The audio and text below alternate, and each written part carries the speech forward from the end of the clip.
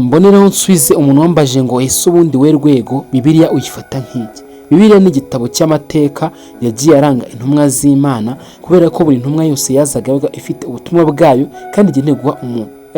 Twanga iyo ntumwa yamaraga kugenda bahitaga bandika muri Bibiliya ibyo yakoze kugira ngo itazibagirana.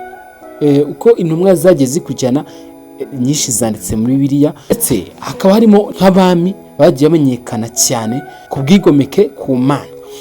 Hari umuntu ushobora kwibaza ngo ese niba koko Muhamadi, Imana imuha amahoro n'umugisha, ari intumwa y'Imana, kuki watanditswe mu gitabo cya Bibiliya cyangwa se atanditse mu gitabo cya Bibiliya? Muhamadi, Imana imuha amahoro n'imigisha, impamvu atanditse muri Bibiliya cyangwa se atavuzwemo cyane nuko we yamanutse akahita anamanurirwa igitabo cya Korani, akaba ari imbumbe yaje itwigisha ku bijyanye n'ijuru ndetse no gukunda Imana. Ntago Korani tuzasangamo amateka nkuko tubisanga muri Bibiliya, oya, Korani tuzisangamo ibyo wakora kugira ngo ubone ijuru, ibyo wakora kugira ngo ukundwe n'Imana, ariko ntuzigere usangamo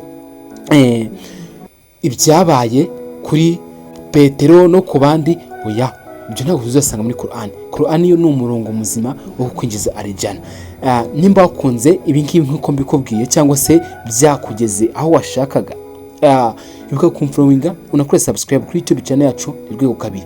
Nkwibutsa yuko Bibiliya icyo gitabo gikunzwe hano ku isi hose, dore ko bamwe banazi yuko ari igitabo cyanditswe n'Imana, gusa ariko siko biri, kuko cyanditswe n'abantu batandukanye, ari bamwe mwizi ntumwa zikurikira tuzi nk'aba Dawidi, ba Mose, ba Isa cyangwa se Yesu, ndetse n'abandi batandukanye, kugira ngo ubutumwa bwabo buzamenyekane ku isi hose.